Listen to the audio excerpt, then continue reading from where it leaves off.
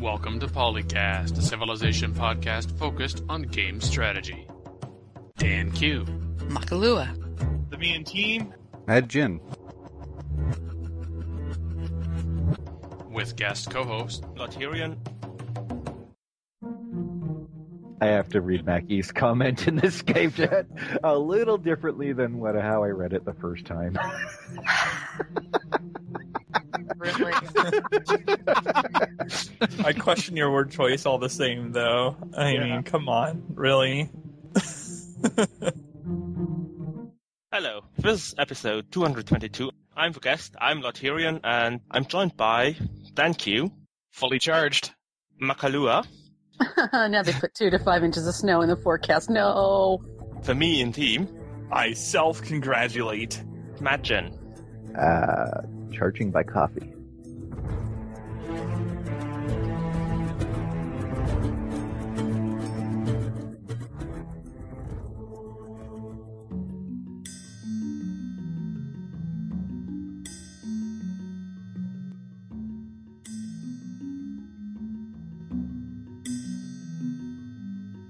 Posted by Dave Hinkle the day before we recorded this, so the day after I set the topics for this episode. We get a little bit more information about the cross-game connectivity, or rather the infrastructure that's going to be set up for that, which is we're handling this through My2K. So you are encouraged to create a My2K account if you don't already have one, because the first time you log into your My2K account from Beyond Earth, you will get an exclusive map, the Glacier Planet.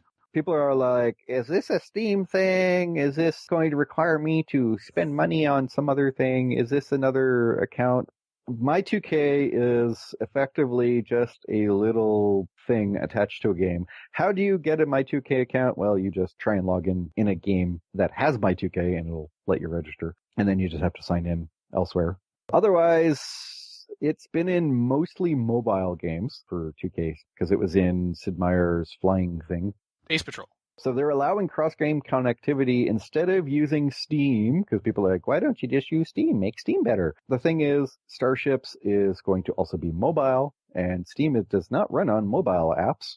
I do kind of like the sound of it, but it doesn't sound like something you have to sign up for. You just ignore it if you don't care about Starships or anything else. Have a freebie. I think that's the incentive. I think a lot of people will sign up for it and log in at least once in order to get that exclusive map if that messaging gets to them. How much they use the account after that is a completely other question. Yeah. Like, I signed up for My2K for Ace Patrol and then blatantly ignored it ever since. See? So I don't know what my My2K account actually is. Might have to get a new one. Domination victory is now won by controlling all original player capitals, including your own. Yay! Beyond Earth finally caught up to Civ 5 instead of being regressive. It used to be the old vanilla Civ 5, just be the last person in control of your capital. You ninja'd the capital from the runaway AI who had all the other capitals. Yeah. Yeah. You have won a domination victory, quote unquote. In terms of game balance, the Wonders have undergone major revisions. So as an aside, not only did this topic get added yesterday, but it prompted me to drop one of the topics that we were going to talk about for Beyond Earth and Forum Talk, which was the best Wonder. But there's actually quite a big list. I like how they basically stole at least one or two things from unique abilities of Civilization 5. For example, Markov Eclipse. Military units attack at full strength, even when damaged. That's basically a copy of Japan. Wait, we get a mini Japan Wonder? Yeah. Yeah. The Gene Vault gives a free worker to new cities. There's a lot of stuff here. They at least definitely heard the complaints about the Wonders not being game-changing enough, so to speak. Well, not all of them. Some are just still weird. But it's interesting that they really at least try to come up with something new for every Wonder. Yeah, some of these don't impress me a lot, and some of these are interesting. Getting Promethean in here in a giant city would be actually worth a lot of health. And then you have things like Cynosure. Gain +1 science for every free population in its city. That, on the other hand, sounds really weak. Yeah, the forums like to point out that it's worse than a library in Civ 5. But I'm also going to point out that there is no libraries in Beyond Earth. So. Yeah, so it's still better than most of regular science buildings. It's just really the cost that's going to decide if it's worth it. Yeah, but people are also pointing out that it used to provide 7 base science. Yes. And now you need 21 population to get to the old version of it. It's mostly a nerf unless you super grow your capital or wherever you build it past 21 pop. And once you hit 24 pop, it's no longer a nerf. True. But then again, I'd love to see somebody actually build a city above 21 pop and not have won the game yet. Yeah, combined with the fact that this isn't going to help you very much, in the earlier game as well. By the time you get to that size of city, do you really need this for the benefit? So, no. It might just be like a wonder, but not that expensive. So you get it for getting the tech before other people. I could see a wonder tuned that way. So it's not very strong, but you can build it if you get there first, and then it's still useful. I mean, it also did say general cost pass on all wonders, so it's really hard to actually judge them without knowing how much resource you pump into them. Yeah. What are the hammer costs versus what you get? Probably railing on it more because of what it used to give, but even if you exclude that, it's underwhelming, but it's annoying because of what it used to give. Yeah. So let's see. Xenodrome, giving a small influence to alien opinion each turn, and negative alien opinion recovers twice as quickly. That would be interesting. That's the old Harmony level 1 bonus. Oh yeah, so it's a reuse. It's a reuse. The question is, of course, how much does alien opinion matter in the end of a game when you get it anyway? Panopticon gives +1 unit sight and +5 anti-orbital strike range on cities. +1 unit sight is quite nice, I guess. And +5 anti-orbital strike range on city means there's not going to be a single enemy orbital unit anywhere near that city or another city close to it. Yeah, you're not going to get carved. You're basically saying that every orbital unit of your neighbor is going to get shot down by that city. Seems a little high, personally. It's supposed to give you a big bang for your buck, so to speak. You would hope. So the Musk driver. That used to be our super orbital strike range wonder, so this gives +1 city strike range and +25% city strike damage. That actually makes sense. Yes. That actually sounds like a nice addition for a defensive city at some point. Yeah. Gene Vault gives free worker to new cities. Ooh. That was a one that was good before. Yeah, but it doesn't give what it used to give. And how many new cities are you settling versus the cost of building the wonder? It has potential use, but I don't know. You always need workers. True, but can you get it up before you get a number of cities up? And then can you instead just build the same number of workers for the cost of the Gene Vault and have them improving earlier? Depends on what you're doing. It probably does not give it to you in captured cities. Yeah. I would say not in captured cities, no. And it also means that the workers pop up at those new cities versus building them and then sending them. But again, if you built and sent them, they would arrive there before your new settler. Depends. You could mass spam settlers. Yeah, and just wait until the Gene Vault completes, I guess. I mean... It might work. If the number of new cities is greater than the Gene Vault hammer cost divided by worker build cost, and it's greater than that... of course, the opportunity cost of having the workers available earlier when you could be building them instead of the vault, then yes. Certainly a lot of fun on a big map. Yeah. Oh, yeah. On Huge a big map. map, that's going to be strong. Right now, the Gene Vault will give you +4 food, +1 culture, 10% growth in all cities. The Ectogenesis pod gives 1 food per 4 pop in its city. I can't say that's extremely exciting, but it's doing something. It sucks compared to the old Ectogenesis Yes, pod. it does. Yeah. You mean the +3 food, +3 production, and all farms produce +1 food? Yeah. All farms that's +1 food. I will take that far more than I would want 1 for 4 pop. Yeah, this one is little. I hope this is not expensive to build because this isn't very strong. If it's very cheap, you can see how it might work for a big cap early on. Yeah, it basically switched super food across a huge empire into a little extra food in a single city. So, the next one, the quantum computer. Free orbital unit maintenance, which is nice, plus 50% orbital unit duration, which is possibly still terrible. No, it's always good. There is exactly 1 orbital unit that you don't want orbital unit duration on. But that's it. All of the other ones you want up longer. Still presently gives, seeing so we don't have the patch yet, +5 science and a free tech. No free techs. Burn the free techs. Although I would think a wonder should be able to have a free tech, because, it's wonderful. Drone Sphere. 50% worker speed and explorer expedition speed. If gotten early, that's useful. Actually, pack with Drone Sphere. 75% base speed to work the build. And then you can go Prosperity for a little more. Terrascapes every 2 turns. Why would you need that many terrascapes? Well, I always mass tear escape if I can, and since they take like 16 turns each, ignoring forests, yeah, I'll take a 2-turn tear escape. I don't think it'd be too hard to get the mag rails up all of a sudden either. Yeah. Pretty well. Any wonder, anything that's going to give me a boost to worker speed in the Civ game where I can no longer stack workers, I should pay attention to the possibility that that's going to be useful.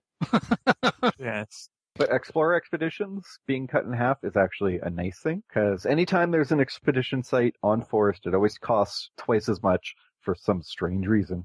And if it's on Miasma, I was just about to say that. Yeah. your Explorer's going to have to die, or you'll have to switch it out to heal before the expedition's complete. So, yeah, cutting that in half, that'd be nice. That actually makes it worth it. The only problem is, by the time you get the transfer, you probably don't have Explorers running around anymore. That's a small boost compared to the The worker will be really the thing here. I don't know, actually, I think the Explorer Expedition... I think the drone sphere comes a bit too late. Yeah, if you could like have the drone sphere on turn 3, I would agree with you, Mad, but you're probably not going to get that many expeditions. Yeah, by the time it's done. All right. Next. For Ansible, Affinity XP is gained 25% faster. So you can Ansible instead of going Might? If I remember correctly, for Ansible, it's outer ring of attack tree. I'm not sure whether that actually does anything at that point. Yeah, you go to the far end of the tech tree when you shouldn't be doing that anyways. And then even if you went Might, you get 45% faster. So you rush to the Ansible, build it, do like 1 or 2 techs and get 2 affinity levels per tech. I mean, after you get it, you'll speed up, but you also might get ran over by somebody who just went for affinity tech in the first place. And right now, it's +4 energy, +4 science, and a free feat site hub in the city in which it is built. So, still no thanks. Yeah, especially the feed side hub was actually quite nice because that needed supremacy, and the Ansible was sitting on a harmony tech. It was a cool way to get something you usually wouldn't get. Now it's just, I don't know. Yeah, it's kind of one of those, I'm not sure if they knew what they were doing when that one. So next, Stellar Codex, +8 orbital coverage range. As opposed to +3 science, +10% production towards orbital units, and +4 range to orbital coverage around city. I probably want the old stuff. But then again, you put up rocket boosters and other plus orbital coverage, go purity, and all of a sudden the Stellar Codex with purity of the +50% range, now you can drop orbital units pretty much anywhere. And if you went for phasal transporters, you can drop your army on anywhere on the map from this one city. So in that respect, late game smashing of victory wonders, this actually could be useful. Yeah. Or you can pre-drop weather generators on an area that you want to go settle. At least it has a distinct niche, I guess. Yeah, you might use it. That's true. That's what I really want from a wonder. See something that has a really good use, and if I want to grab it and play around it, that's good enough. Yeah. So, next to Master Control, free maintenance and +1 movement for workers. Same thing as before, isn't it? Basically. Yes, the movement for workers is still the same. It also gave +1 culture and a free network building, which was +3 science or +4 if you have copper worked. You're losing the network building, the culture, and gaining free maintenance on your workers. Nah. It's more focused than it was before. That is true. I don't think you're any farther ahead, though. You just build 50 workers, get open borders with Dan, and put them all on his borders. So he can't build new units. Yee! Worker spam for the win. Unless I declare war on you and go squish. And then you have to take all the workers, and now you're paying for 50 workers. All I can turn around and just spam them. It would take you so long just to capture them all. I wouldn't necessarily have to capture them all, just capture enough to... No, you gotta catch them all. You have to. This is not Pokemon. Capture the ones that I need to get rid of. Doesn't that, prevent you from moving more than 1 hex per turn, though? Because you used the hex to capture a unit, and now you can't attack again. Fine, just delay your suffering just a little bit, because you spent all that time constructing all of these workers, and... well, anyway. So, next. COG project. Military units can achieve 2 additional levels of veterancy. So, an extra boost, and to tie that in, general balance includes all combat boost promotions that are now at 10% strength, and everything's at +4. Everything at level 4 veterancy and above is 75. So now if you hit level 6, +60% on your units. I have to say, for one thing that bothers me about that wonder is that you build it, and you don't get anything from it. Yeah. Right now, it does give you plus 50% combat strength against military units in friendly territory. There is in the in friendly territory caveat, as well as plus 2 culture and plus 2 health. But at least that can like manipulate the AI into doing stupid crap. With this one, this just seems kind of weak to me. I mean, it sounds cool, and it probably is cool to play around with your super veteran units really late in the game, but I don't think that's too useful otherwise. I think the big problem is kind of that the unit strengths between tiers are so different that the veterans actually doesn't buy you anything if you don't have equal tier units. So I'd rather use the resource for a pre-cook project and try to get to next tier somehow. Yeah. And even within same tier, you still have to factor in satellite damage, air units shooting you from sea, and then the fact that that's so backloaded that you have to have really super veteran units just to use it in the first place. Yeah, it's a bit more questionable. Next on the list, Human Hive, city immune to covert operations. Ooh. Okay. Or you can just throw somebody in there. Well, I could put him in a foreign city, try to get some energy, get some science, and do some other nasty things, or send it to another city to protect that from covert operations. I mean, it's nice. Can be. But I don't know if it's really wonder-worthy. Well, and if you still build the surveillance web, then all the nasty things that can be done to you are gone, so who cares? You're giving up, based on what it is right now, plus 3 production and maximum covert ops intrigue for this city reduced by 4. Yeah, so you're giving up the production bonus for one more level of immunity. Yeah. Not really worth it. Yeah. Although I'd still rather have it than Precog Project, probably. Probably. Colon Chamber. Gain science equivalent to 10% of global energy income every turn. This kind of ties into the change of applied aesthetics, because didn't that used to give you gold or science based on your gold input, or culture based on your gold input, or something like that? Yeah, the applied aesthetics was tier 2 knowledge for earn extra energy equal to 30% of the culture you generate, and that's been swapped out with another virtue. That one where you accrue a ton of energy and you get a percentage of that every turn. Is that still? Yeah, those two both still exist in industry. Okay, so yeah, this could be interesting with industry, I guess.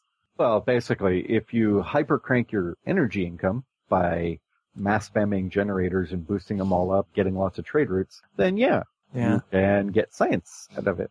But you also get more and more income because your gold keeps going up more and more. It presently gives you plus 5 science. So as long as you start thinking to give me energy production to the point that it can also be a considerable science boost, I think you can be ahead with this. Mm-hmm. I mean, it's certainly something that wouldn't have bothered me to see something like that in Civilization 5, where people in general kind of like the wonders, so... And I like the next one. Archimedes lever. Any hostile unit within 2 tiles of a city suffers 10 attrition damage per turn. That's Put that in a city where it's hard to approach it. Like, you got impassable terrain. Yeah. Mm-hmm. And miasma, all of that terrain. With the Harmony Affinity, which you know Dan won't go. Yeah. Yeah, I like this. Plop this up in your capital, and what we're giving up is plus 4 production, plus 1 culture, and plus 50 city defense, but also requires 5 geothermal. Yeah, you put this in a place that you know people are going to attack, or try and attack in, and all of a sudden they're all attritioning, so which means your stuff does more damage to them because they have less health. It's basically turned a city into an old citadel. It's a defensive offense without any units even entering into the equation. Mm-hmm. The AI will probably walk right into it. Yeah, that too. Although, to be fair to pointing it all out, by the time you get to the later game, there's a lot of artillery that goes 3 range. So you just sit in the back, 3 range it out, and then zip in with a combat rover that also has high speed to finish it. So, or one of the hover rovers, which could just gib it from out of range and it wouldn't take any attrition. Exactly. So next a meme twerp, or however you're pronouncing it. All affinity level requirements for buildings, units, and wonders reduced by 1. Yay! So you can finish the game faster. Instead of plus 4 culture, plus 2 health, and plus 25% culture in the city in which it is built, yeah, it's a good swap. Yep. I also like the next one. We have a new Terran myth, plus 2 culture from trade routes. Really? Trade routes. That is really way better than the old one. Which is plus 4 culture, full stop. Flat. Yeah. And also out in the middle of nowhere on the tech tree. Yep. So that's a massive improvement. And we already talked about the Markov eclipse at the beginning. Yep. Yeah. Promethean too. Mm-hmm. City no longer produces unhealth. That is an awesome wonder. Yeah. Yeah. slap it into your super high pop capital that, also gave all that food per pop and other stuff per pop, and all of a sudden you smack up all your health, which is still based on population, not based on how much unhealth you're producing, and you now have a city that's producing a huge amount of health, has no unhealth, so you can spam cities forever. That's a really good wonder. I kind of like the next one, the nanothermite. All air, range, and city bombard attacks 25% stronger. Hey, air units might actually be worth building. Yeah, that. As opposed to +4 energy and +30 city defense on top of it? Yeah. The next one I'm a little sad about. Yeah. Maybe more than just a little sad, but anyway. So, for xenomalium, +5 titanium, petroleum, and a geothermal resource. As opposed +7 energy and all generators produce +2 energy? Oh. Yeah. Especially the all generators producing +2 energy gone. Yeah. Oh. Yeah, that hurts. That does. That's brutal. Let's just not make eye contact with that wonder anymore. Yeah. But also, given where it is, sometimes you actually do go for it. Like, if you're going for the mass farm plan with purity, then you would also build a xenomilarium because it's in that area. But yeah, the lack of energy, I think that hurts more than a lot of the other changes. But then again, maps have been set up where you don't get one of those three in your area. No petroleum, so there's no orbital units, or there's no geothermal because it's all over on the other side of the map. +5 titanium, we're probably good. I don't really think that's a big deal. Probably find some AI to trade it to you that you don't plan on squishing anytime soon with a unit that requires titanium. Now the next one, okay. Xenonova, penalties due to unhealth reduced by 50%. I don't know if I like this one, because you have to be in unhealth. Yeah, it basically doesn't give you anything if you're doing well. If you're just spamming conquest and trying to end the game, so you build that, so you get penalized a bit less for it. Yeah, if you're going mass domination, you're going to be stuck in mass unhealth for a long time. And I'm a domination player, so that's why I said, okay. But yeah, I realize it's not that I'm wishing for unhealth. It's that I'm not penalized as much for being unhealthy. Yeah. Right now, until the patch, you get +2 health and +7 food. +7 food. I mean, +2 health, meh. Yeah. 7 food is... So, next we have a Bitegeist. All virtue tier synergy bonuses require 1 death point to complete. That is actually good. Yes. You are giving up -15% culture cost for virtues, but you'd still have to get to the next bonus, so you're still ahead. Yeah, and the tier 3 synergy bonus requires a lot of tier 3, so if you can get to those +% of lots of stuff everywhere a little faster, could be useful. It's also kinda, you build it, and it's going to take a long while until you see a payoff, which probably ends up being 1 or 2 bonuses in the end. I feel like it's lacking getting something out of it directly. I don't know. You get the tier stuff faster, and some of the tier bonuses are good. For armor save, city suffers 50% less damage from ranged attacks. Nah. That could be very useful, especially if you put it in the same city as that Archimedes lever. All right, that's very situational. Still, Just make an annoying border city. Oh, yeah. I'm losing +4 production. In a fringe city, yeah, okay, to try to protect it, because you get 50% less damage from ranged attacks, but the city still has to be taken. If it's kind of a perilous situation, okay. Maybe my reaction is more about what other wonders I could be constructing as opposed to this one, but it doesn't grab me, this one. Also keep in mind, this might actually screw with the AI bit, because it'll look at the combat strength of the city and go, oh, I can take that, and then sit there and get trashed. Especially if you go with that other wonder that gives you increased city strike range and city strike damage. Oh, yeah. And the next one, we can kind of copy criticism from an earlier wonder change, actually. Deep memory, +1 culture for every free population, every city. Fine, okay, +7 culture and 1 free virtue, or just +7 culture. Get rid of the free virtues, fine, but this, oh. I don't know. And every city now makes that +7 look puny comparatively. Well, okay, during the period of the time where the outcome of the game is still in doubt, you can get more than 7 easily, but I don't know if you'll get more than 7 by enough to offset 2 free virtues up front. I don't think so. I don't think it's even close. Tectonic Anvil, +5 production from canyons. Woo! Yeah. Let's go for that. I like that. And on top of that, we shall add in the fact that they changed canyons to finally have 2 production. They re-enabled the yields for canyon plots. So your canyons will have 7 production. Instead of +9 production, what requires 5 geothermal canyon within 2 tiles of the city. So if you have 2 canyons, you're already ahead. Mm-hmm. Crawler, plus 25 production for buildings and wonders. Yeah, so they added the building part in there. Yep, and got rid of +1 culture. Yeah, no longer a wonder so that you can build more wonders. As long as it's a decent production-based city, in which case, why would you be constructing a wonder there anyway? Kind of ironically named, isn't it? Crawler? When you're getting a +25... Okay, I just had to say that. Indeed. Next is the Daedalus ladder. All city yields, plus 10%. It's definitely better than before. Anything was better than before. What? You didn't want +2 food, +3 health, and consuming 2 geothermal? The Daedalus ladder's actually a wonder. And then we can end the wonder part of the patch notes, which is the vast majority of it, on a positive as well. The resurrection device. Benefits from positive health effects increased by 50%. Yay! Except keeping in mind that this is located directly at the Harmony end text, rather than where anybody from Supremacy or Purity would even remotely want to go. So if you are playing Harmony, stay positive, and you'll get more. And then as for the rest of the patch, the other major change comes with trade routes. Yeah. Trade route slots are now primarily unlocked based on city population. Trade Depot allows building trade routes, and gives 1 slot. All others unlock at population thresholds. Although I'm kind of like, and the other population thresholds are, which are not documented, which that'd be nice.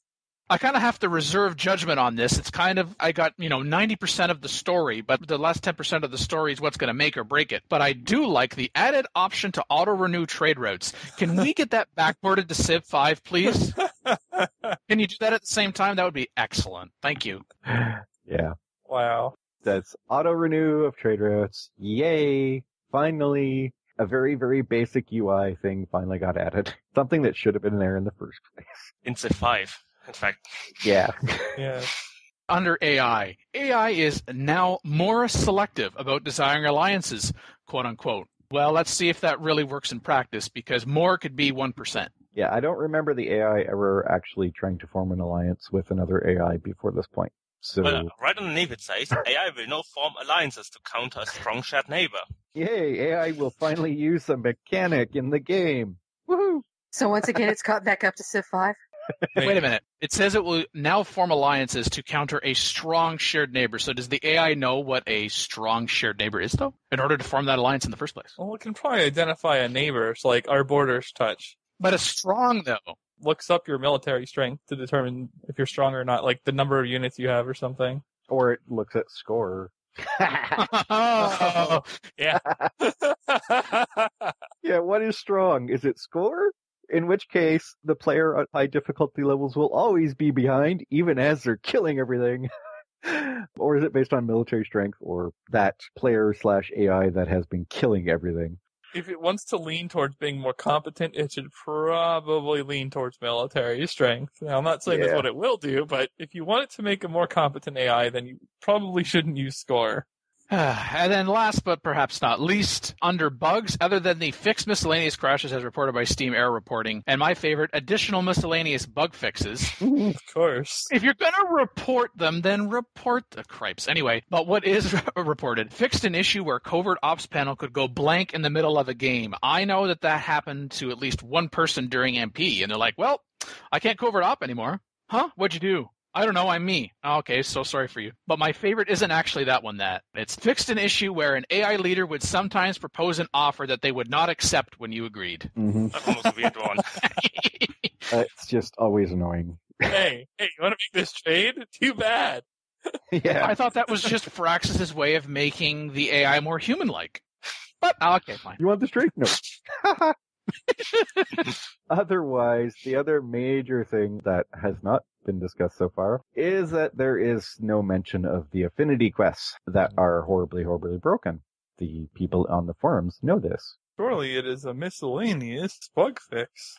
It's a major, yeah, it's a major feature in the game that mostly doesn't work, and it's not in the patch notes at all. So people will notice that.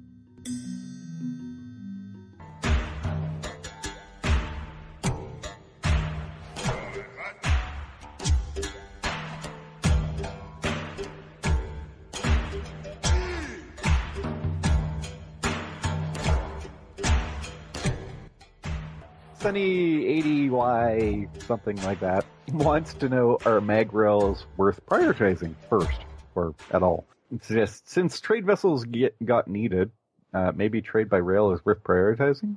What do you think? I think your question needs to be rewritten to the point where we understand it. I think he wanted nerfed there. Yeah.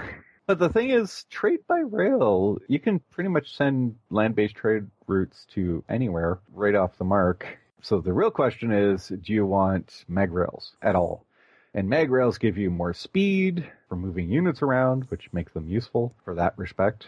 More useful than roads. Do they still give the production bonus? Yeah, they do, 20%. Yeah, but since there's no harbors or anything, you can't get it via coastal. So sometimes you might want to build a mag rail, even though you already have a city connection via coast. Sometimes. So do you really want to build them? They take like 6+ turns to build each. Yes, you need a high volume of workers to get it done fast. Somebody complained about that, but yeah, well, so what? You need high volume of workers to get a lot of stuff done fast.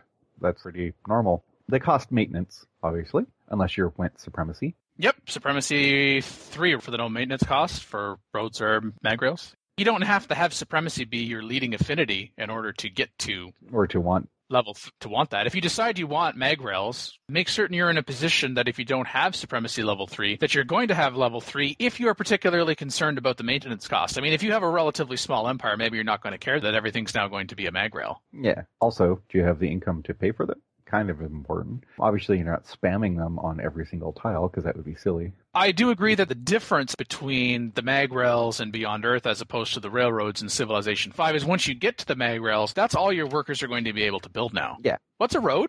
Yeah.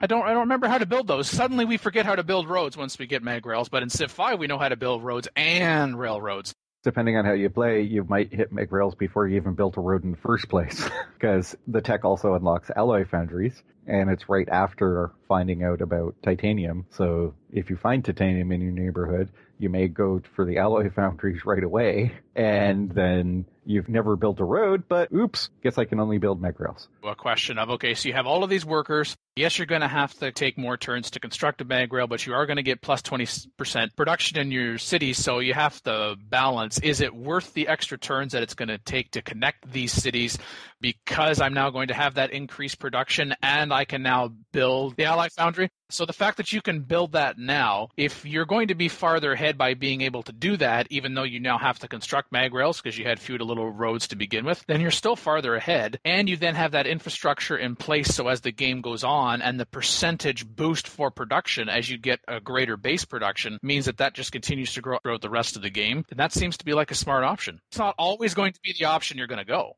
I don't think they're worth rushing to on a consistent basis, but they're helpful. They're not really helping your trade at all, so it's kind of on to rush mag rails for the goal of trade purposes. But if you have a reason to go over there, they're useful. They're not a critical priority first on a game-to-game basis, no. Yeah, it's not like Civ 5 where there actually is a distant modifier, and therefore you want railroads later in the game to connect super far distant land-based cities. Yeah. Plus, if you're doing distance in Beyond Earth, it's really just a question of whether you can keep stuff off of your trade routes. Yeah, that's actually more of an issue. More so than the road. You need stuff to not be there that pillages it and ruins your day. So strictly speaking, the thread title, are mag rails worth prioritizing first? Probably not. Yeah. But do they have use? Yes. Just because you don't prioritize it first, just to be clear, doesn't mean that you don't prioritize them ever. You might rush the tech, but not necessarily the rails.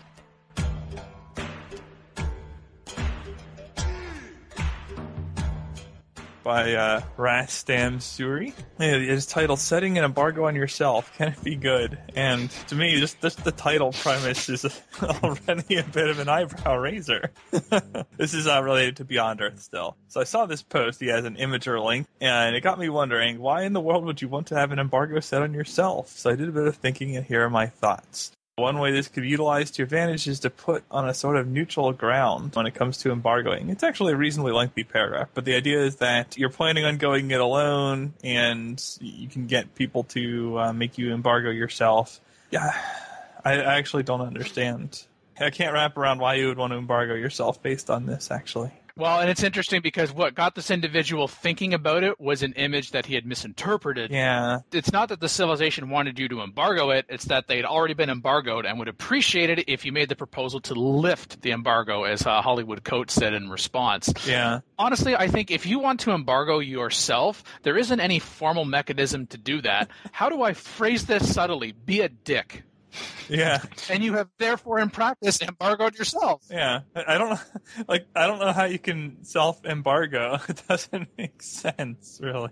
I don't know. I'm almost kind of see this maybe even more in Beyond Earth with regards to trade routes as opposed to in Civilization 5, because sometimes it's, I could have a trade route with this other civilization, but look at all they're going to get as compared to the little bit I'm going to get. Why would I want to do that? So in which case you don't establish that trade route. Maybe you go with an internal trade route instead. But that's still not an embargo on yourself. That's just not trading with someone. You could look at it as embargoing them if you also deny them the ability to trade with you. But you're not actually self-embargoing.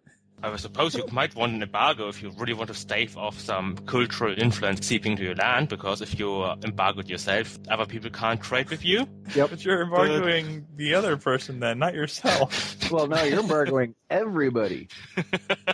It's a one-stop shop to hit everybody rather than to have to embargo everybody one at a time. Oh, I'm sorry. There is a practical way to embargo yourself. Declare war on everybody.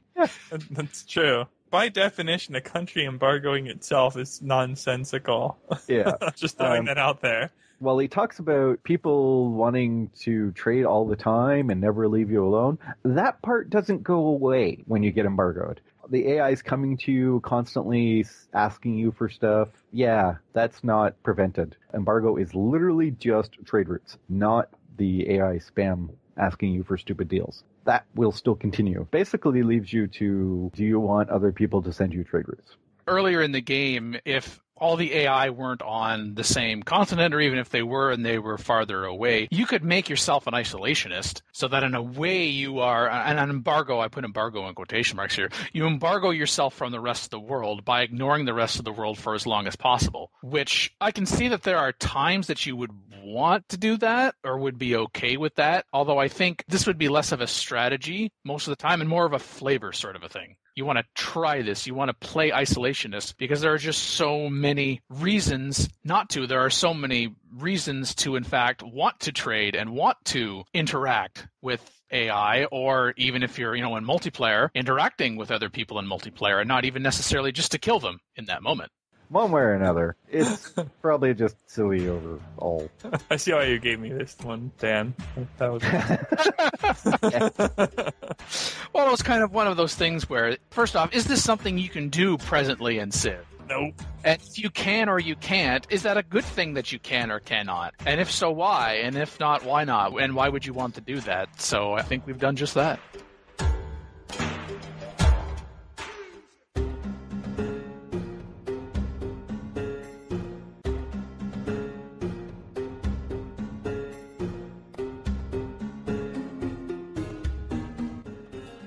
For episode 220 with Dan Q, Akalua, the Mian team, Majin, and Canis Albaneth.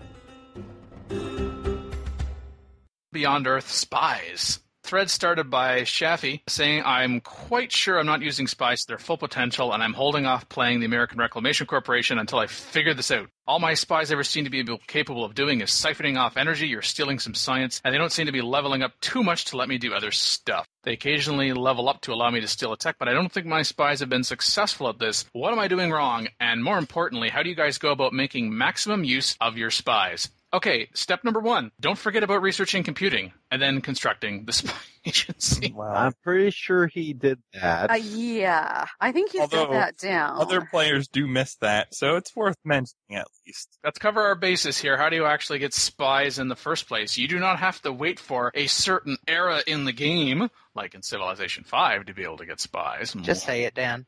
We know you want to. Renaissance! There you go. Renaissance! Yeah, okay. So predictable.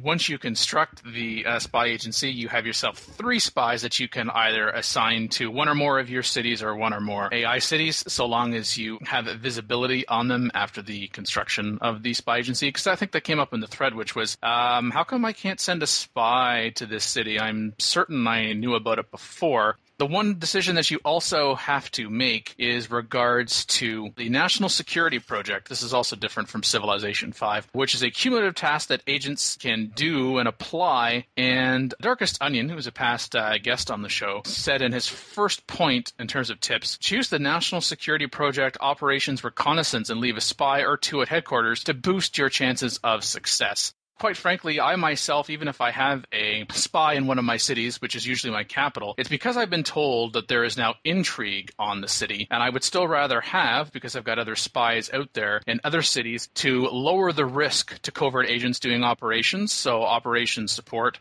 It is possible, yes, that stuff is going to be taken from you, even if you have an agent in your city with counterintelligence. But if that happens, then I find that the gains that I am able to accumulate by having spies in other cities is well worth having them there and not worrying about, oh, look at all this particular intrigue I've got in this city and that city mine and that city of mine. I very rarely actually have counterintelligence, and again, it's only when I get alerted that there is actually issues there. The other thing to increase your spy ability is to have a look at the intrigue that exists for the city, because if I'm spying in someone's city and you spy in someone's city and our neighbor spies in someone's city, then that's going to increase the intrigue level, and that's going to increase the likelihood that you're going to be successful at a level, and then you can move up and you can get into some of the more direct effects like cooing the city, as opposed to, quote-unquote, just stealing energy or just stealing science. My general goal is actually allow me to steal energy so that I can get the point that I can steal science. Of course, AIs will happily throw a spy in their capital most of the time to try and combat the intrigue and drop it back down. Then there's that fun little building that cuts off the top 2 levels of intrigue so that you never get higher than steel tech in that city. Keep an eye on other cities, because sometimes the AI will put spies in cities that are not the capital and help drive intrigue up there so that you can do the higher level stuff. The more spies on the map, the more likely intrigue is going to get built up. And I find certainly, if you get up to the higher intrigue levels and you're able to sabotage or coup d'etat, as we talk about, or hack satellites, even recruit defectors. After recruit defectors, it's not that the others aren't advantageous, but it's kind of one of those things where the lower the intrigue level required, the greater the likelihood that you're going to be successful. And then if you're successful, then your agents are going to get promotions. They'll go from a recruit to an agent and a special agent, and then they will increase not only the likelihood that they will be successful and not be caught, and hopefully also not be killed, but also increase the yield. I think I would be more inclined to have counter agents in my city if, for example, someone stole energy or science from me, and that was deducted from my future total, or the amount I was doing per turn. But that's not actually the case. Yeah. So it hurts you, but it's kind of like, oh, you were successful in siphoning this energy from me. That's great. Well, I just turned around and siphoned energy from you and that other person. I'm still ahead. Well, you're never behind, because it comes out of magic. Well, yeah, what I'm saying is I'm still ahead because I've been successful in stealing more. We say steal. All right, Matt, so here's the deal. Acquire. You and I have an agreement whereby we each siphon energy from each other, and then we take other spies and we put them in Dan's capital. Yeah, and nuke it. And that is the problem with getting to the upper level stuff. Like, the affinity related ones need you to get to that affinity first, and by the time you get to that affinity, the chances of you being able to pull off the mission tends to be 0. Man, imagine talking about spying on me, Phil, and Mackie. See, this is one of the problems when you're at the top, folks. That's not why one pulls a rough high. Nah, I see. I would spy on Dan anyway. No, we pull that for fun. Exactly. The real drawback of having stuff stolen from you is more in the tech. Because if you get to a tech, say, with like a specific wonder, and then somebody steals the tech off of you, and then they can use their bonuses to outbuild it, and then you've just wasted a bunch of time researching it. Or, I'm going planet carvers, and somebody just stole that from me. Yay! Now we both have planet carvers. Yep. You're like, well, this is going to be fun, and by fun, I mean painful.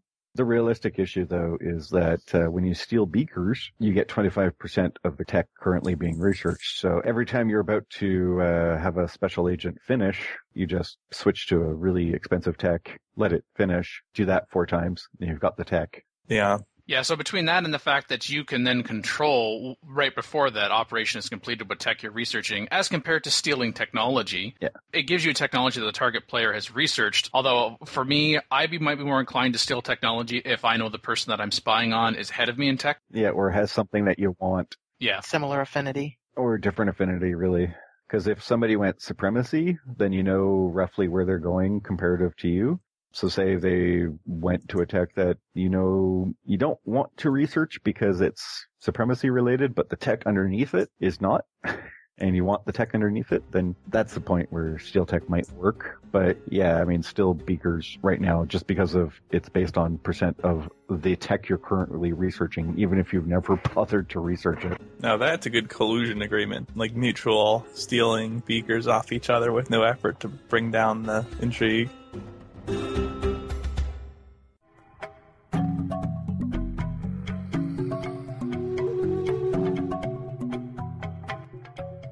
Read by Barathor here. A Beyond Earth Leaders spreadsheet. For those interested, here's the list, personality, and flavor values for each leader with some Beyond Earth flair. Basically, it's like you've seen in Civ 4 and Civ 5 with Excel spreadsheets. It gives you a long list of different things and how each AI focuses on it. Victory competitiveness to whether they tend to be afraid, to their expansion flavors, how much they hate other warmongers. Now, there's a couple interesting things at the bottom of this chart, or as you go down the chart. One is religion, which they're all at 0 right now, but there's a line for religion. That's interesting. And there's one for nukes as well, and that's also all 0. Now, is that just because this is a Civ 5 engine, or are there plans in the future? Who knows? But, you know. Yeah, it's probably Civ more 5 just engine. somebody Why just forgot Civ 5 engine? to delete. There's an archaeology flavor too. Yeah, no one cleaned up the code. Almost everybody has a 0 for nuke, but 2 of them will use it, even though they don't have it. Brazil and Utama. Yeah. Huh. Utama, that's interesting. They will happily use a nuke if they ever got one. Those two factions have a lot of flavors where the other factions have no value for them at all. Yeah. It's striking, actually, when you look at it. Like they're starting to set up some ones that have no flavors. energy flavors as well. Well, they had like flavors for land trade route and sea trade route. There's a lot of dashes for everybody. Yeah. Except for those two. Might explain a few things. There was some person in the thread who mentioned that there were a couple of gold entries instead of energy entries, and they were deleted but not replaced with energy. Yeah, you can see all the different flavors, see how they like stuff, see what they like to do, the fact that Kavatha loves growth. Yeah, the only 10 on this list. But hates expansion, even though she's the expander civ, not the growth civ. That's weird. She likes to grow like Gandhi, but she's the one that wants to spam. That The least. Okay, her bonuses is that she gets more territory from each, but outposts grow faster, so she goes super high growth faster, but doesn't like to expand, which doesn't make much sense to me, considering players would use her to expand far more. Whereas the super growth dude doesn't really like growing.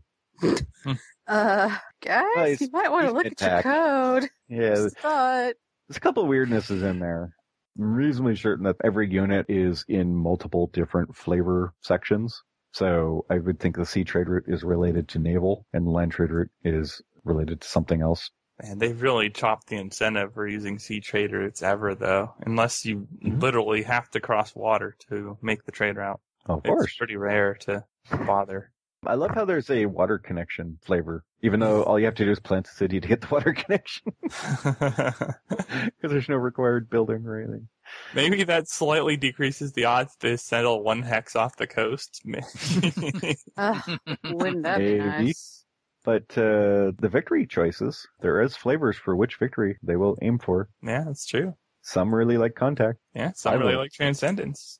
Notice how domination isn't there? Domination is just like, well, if everything's dead, then you win. Yeah, but none of them pursue it. You could. Yeah, that's whereby like Brazil just tries to kill everyone. Once somebody else has already won, then they switch to only trying to go for domination. So what that says to me is that domination is the default setting, and these are for overriding that. Yeah, probably. Well, I think a lot of this goes to Jen's comment in the thread, which is, honestly, I fail to see coherent AI personalities here. Somebody actually did provide them. It was their interpretation. Gaga Extreme, not extreme, because there's no E on the end. It does say, this is a disclaimer, I actually don't know what the values are doing, so this is more like an interpretation. I actually like how he tried, anyways. Provided a nice explanation of what would happen. Yeah, he took quantitative values and tried to give qualitative descriptions to it. Yes, and it sort of makes sense for a lot of what he actually wrote. Like, he calls Ark the pragmatic opportunist, keeps an eye on diplomacy but doesn't really care for warmongering, doesn't really like cooperating with others, and if you are cooperating with her, she's, well, unreliable, but will try and get the most out of diplomacy. So she likes basically screwing people around on the diplomatic side. But she'll also forgive pretty much everything and doesn't care about what affinity you are. She also doesn't care if you try to kill other people. People's African Union, the friendly peacemonger, a.k.a. Spice Gandhi without nukes. Detests warmongering, pays a lot of attention to diplomatic balance. Once you've earned his trust, he is a loyal ally. The easiest way to get condemned by him is deploying a huge military force, warmongering, or expanding too quickly, but on the other hand, he doesn't care much about covert ops.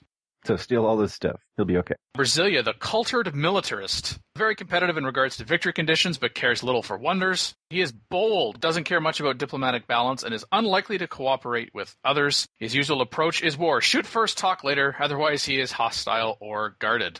He will not like you if you screw him over. He will get really cranky and stay cranky forever. Build wonders and go expedition all over his face, but don't expand towards him. Or deploy military near him. Yeah, he gets cranky about that stuff. Pan-Asian Cooperative is the scientific ideologist. I love the first sentence, actually, in that description. She is quite competitive when it comes to workers, but doesn't care much about victory. Yeah. I will have the most workers. She likes to cooperate with people. She doesn't care about diplomacy. She cares a lot about affinity. She's not very loyal. She likes to be sneaky and likes to fight, and she's very, very angry when you try to spy on her. Also, she doesn't like to military, and she likes to grow a lot. The part about she is quite willing to cooperate and doesn't care much for diplomatic balance. Yeah. What? Basically, she just cooperates with everyone, but isn't loyal to anybody. Exactly. She will get the cooperation agreements and allies, but she will also backstab you to your face. Yeah. Use her against others before others use her against you. Yeah, pretty much. Next up is Franco-Iberia, peaceful expansionist. She's quite competitive in regards to wonders and victory, hates warmongers with a passion. Affinity matters a lot to a Franco-Iberia, so you probably don't want to go harmony in her pure face. Usual approach is to stay neutral, but can also be deceptive, friendly, or afraid. Franco-Iberia does not go to war a whole lot. Covert ops and warmongering will annoy her to no end. All right, so in this case, her usual approach is to stay neutral, unless you go a different affinity, unless you use covert ops, unless you're a warmonger. It's like I'm neutral, except for almost anything and everything that you could possibly do in this game. Okay. We will tolerate your heathen presence until you piss us off. Except for she's not very aggressive, regardless of whether or not she likes you anyway. So that's the thing. With the affinity matters a lot to her. It's not that matters that you're the same affinity as her. Is that she likes to have all of them. Cavithan Protectorate cares very little about victory or wonders. You gotta love these AIs that don't care about victory. Like, why did you want to win up? She actually likes to cooperate and happens to be loyal. That's nice. That's a plus, considering everyone else would be like, yeah, I'll cooperate. Affinity quite important to her, and she doesn't forgive others easily, so yeah, don't backstab her unless you really want to make a final backstab. The kind that has a lasting impression. Those are the kind who do the KP. Of all the AIs, she is the most alien-friendly personality. Yeah, I've seen her chew me out for killing aliens sometime. Her usual approach is staying neutral. She's unlikely to be hostile, but views war and friendship as equal possibilities. She detests warmongering and pays close attention on how others are handling the aliens. She's the least expansive AI for some reason, and makes growth her absolute highest priority, followed by health and culture. Military-wise, she's land-oriented and focused on city defense. Okay, well, it makes defense if she's focused on city defense. If she doesn't like to expand a lot, she's hunkering down. Yeah. You want to be annoying by spamming cities and then spamming defense like crazy. Yeah. Everyone likes that approach. Oh, and be sure to offer her some wolf beetle souffle when you see her. Yes. I really appreciate that. Come, we have made a nice pate out of this drone. Would you like some curried sea dragon? Oh no, you're using some of the sea dragon's stuff for spicing up your wolf beetle curry. Hey now, nothing beats Kraken steak. Ooh. You gotta cook it just right though, or it's really tough. Yeah. Yep. Australia, the sly trader. Doesn't care about wonders, but pays close attention to be victorious. Okay. Otherwise, he will cooperate and is a good ally because he really, really wants trade routes with everybody, basically. Though, yes, he is quite needy. Whiny little punk. I've only got plus 100 per turn. Can you give me your other 90? What? Stop that. No, I hate you today, but I'll love you tomorrow. Yeah, but he's really forgivable when you say no. Otherwise, he doesn't really care much about affinities unless you're an alien. If you're an alien, he hates you because he really hates aliens. He will kill them with a passion. So that usually puts him in direct hatred of Cavitha. Usual approach, of course, is being neutral or deceptive. Otherwise, he might get frayed because he doesn't like war, mostly because he wants trade. Trade and war do not tend to go along with each other. Just look at the next sentence, though. Yeah. Attack stations, steal his expeditions, or send spies, and you will incur his wrath. His fraidy wrath. Will prefer expansion over growth and doesn't care much for science because expansion means more trade routes. Doesn't care much for science because you can get lots of science from trade routes. But he will build a strong navy and will build lots of defensive stuff. He likes to hang out and make money. And then the Slavic Federation, the aggressive scientist, cares little for victory, but is the most wonder-focused, dislikes warmongers, and does not forgive easily. He is dedicated to eradicating the aliens, and his usual approach is being guarded, hostile, or going to war outright. So in other words, you are guilty until proven innocent. Or you're just guilty until you are dead. He favors expansion and science and cares little about growth or health. Well, yeah. Yeah, well, he likes warmongering. So if he goes takes your city, he doesn't have to grow his own. It's a sensible approach. He hates it when you make expeditions, or when you do covert ops, or when you attack stations, or when you attack anybody. Yeah, because only he can Leave the attack warmongering to me. Yeah. Don't do anything or I'll be angry. Do as I say, not as I do. Yep. Pretty much. I gotta say, one thing about this spreadsheet that is nicer than the previous ones is that it's been colorized nicer. That's true. It's actually much more readable and nice. Yeah. All we need Africa. is civ icons where there's the categories, so you don't have to scroll all the way back up to figure out which one you're looking at. Yeah. The values, just to underscore what Gaga actually had said at first, modify what the AI will do. And every time you start a game, each of these values are modified plus or minus 2. They could be more or less. So if it's a higher number, they are more likely to do that or worry about it. If it's a low number, they might not care. And if it's kind of more towards the middle, roll the dice. Pretty much. Or what you could also do is you could just randomize personality and then ignore our conversation.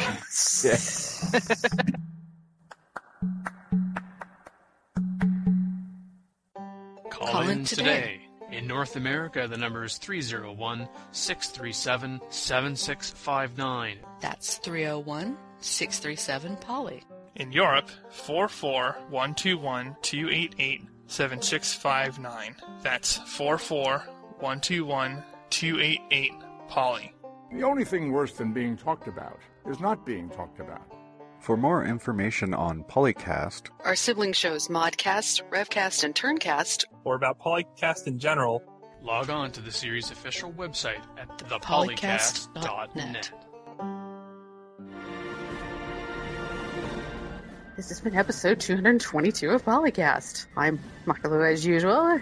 With me, of course, Dan Q. I have cross connectivity. So does your microphone and stuff, apparently. Imagine. I wonder how interested Mackie is in Beyond Earth anymore. Me and team. my forces penetrate all the borders. And our guest today. Goodbye.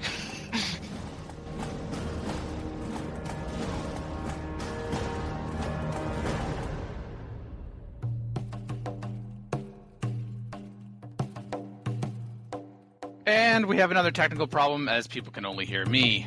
What? Oh, joy. What? Bad Dan. Oh, bad. I spelled Bad that Dan. W-A-T, by the way. Yep. She doesn't. Well, this thing. She doesn't really like warmongering, but yeah, a couple. Sorry, that my mic. Oh, there we go. My Imagine starting a fire. Yeah. Can you post a link? Because guess what? I still can't log into Fanatics. Oh, Mackie.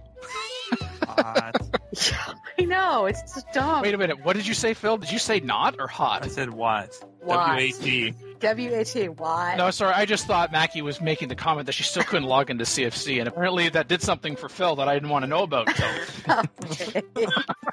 Your inability to log in. It excites me. free. No, nothing free here. Wrong line. Jeez, that would be amazing. It would be. Yeah, let's try to continue with PolyCast episode 222. Record date February 21st, 2015. Civilization 4, 5, and Beyond Earth sound clips copyright Take-Two Interactive. Copyright Civilized Communication at civcom.net.